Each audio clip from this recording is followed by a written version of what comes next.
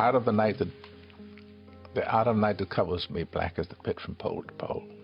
I think whatever God there may be for my unconquerable soul. In the fell clutch of circumstance, I have not cried aloud. Under the bludgeonings of fate, my head is bloody, but unbowed. Beyond this place of wrath and tears looms but the shadow of the shade. Yet the menace of the years finds and shall find me, unafraid. God, matters not how strait the gate, how punishment charged the scroll. I am the master of my fate. I am the captain of my soul.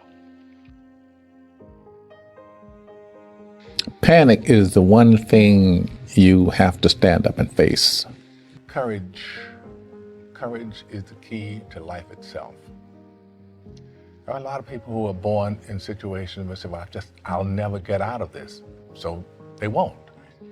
I say to people who say, well, I would like to have done so and so and so. So, well, you could have done it. So, well, I couldn't get out of here. Man, the bus runs everywhere. I got on stage the very first time when I was 8 years old. I was brilliant. Then I got on stage again 4 years later when I was 12, brilliant again.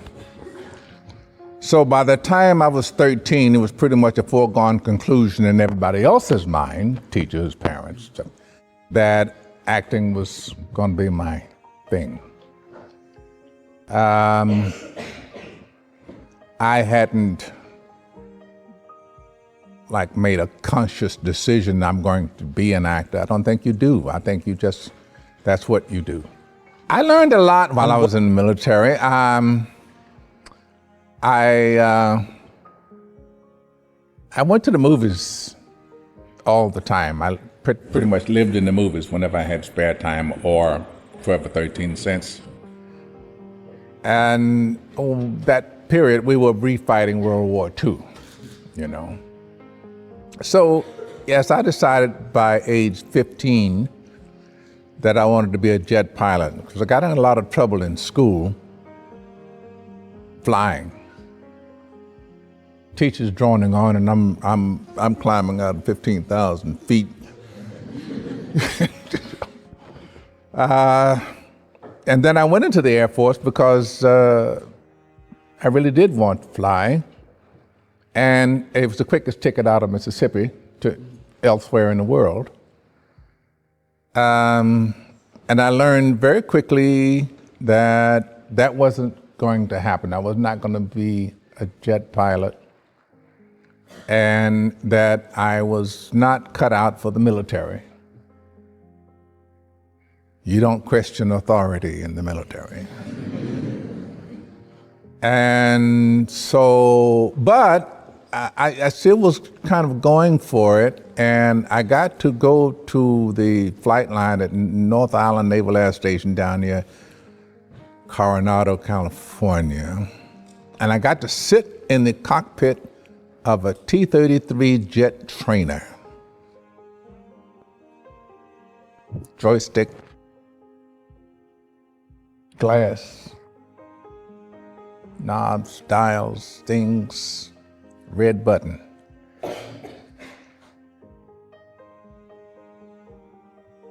No camera. This isn't it. That's when I decided acting was going to be it. I think that what happened with me was what should have happened with me, you know. It's just, all right, bide your time, do your work, and when it happens, you'll be ready. You learn your craft on stage. I don't think, to tell you the truth, there is any actor who has not worked on the stage who would ever be quite as good as a stage actor. You spend a lot more time developing character.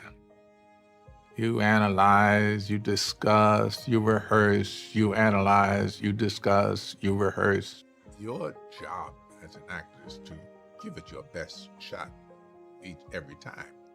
So yes, I'm going into it with the idea that I'll play it to the best of my ability, and they wouldn't give it to me, the role, if they didn't think I was capable of pulling it off. or I wouldn't take it if I didn't think I was capable of pulling it off.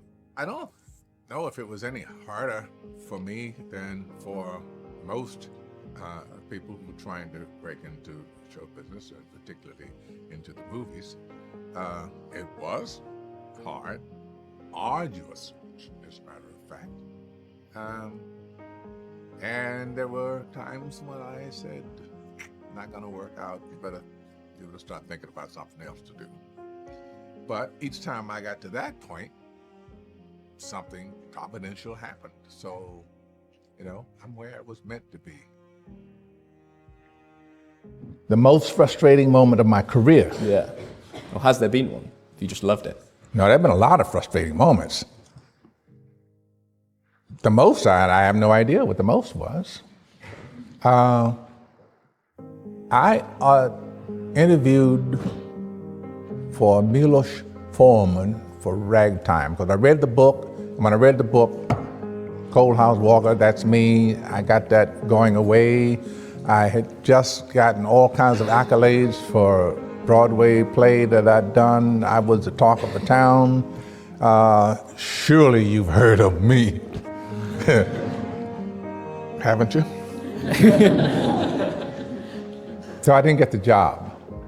And it's just like one of those moments in your life when you realize that, okay, humility is still hit with me. I gotta back away. More was never enough. I'm 86 years old, and sadly, I'm basically sitting on my deathbed. I have millions of dollars in the bank, but I can't buy health to save my life now. I have family and millions of fans around the world, but I'm all alone now. Not even my children or a long estranged wife or brother stand around my deathbed. I lived my life wrong, and I don't want this to happen to you. If you listen and take evasive action, I can help you change your future. The following few moments may very well change your life. I wish someone had told me this when I was your age. Money is not evil by itself. It's just paper with perceived value to obtain other things we value in other ways. If not money, what is evil, you may ask? Evil is the unquenchable, obsessive, and moral-bending desire for more. Evil is the bottomless, soulless, and obsessive-compulsive pursuit of some pot of gold at the end of some rainbow which doesn't exist. Evil is having a price tag for your heart and soul in exchange for financial success at any cost. Evil is trying to buy happiness again and again until all of those fake, short-lived mirages of emotions are gone. Imagine having it all, only to lose it all. You are now broke. All the money is gone. What do you have? The only solution to your madness and happiness was acquiring more. Now you have no more means to acquire fake happiness. No more means to acquire more. So, who are you now? Where are all the people now who you thought were your friends while the money was flowing in? You might have lost your family, friends, and mostly everyone in the world thinks you're a self-centered, egotistical asshole. Why? Because of your endless pursuit for more clouded your mind and diverted you from your true purpose in life. Does this hit an emotional chord in you? Did it depress or sadden you? I almost said good, but I will say this only because I want you to change. I'm not saying you can't be financially successful. I'm saying have a greater purpose in life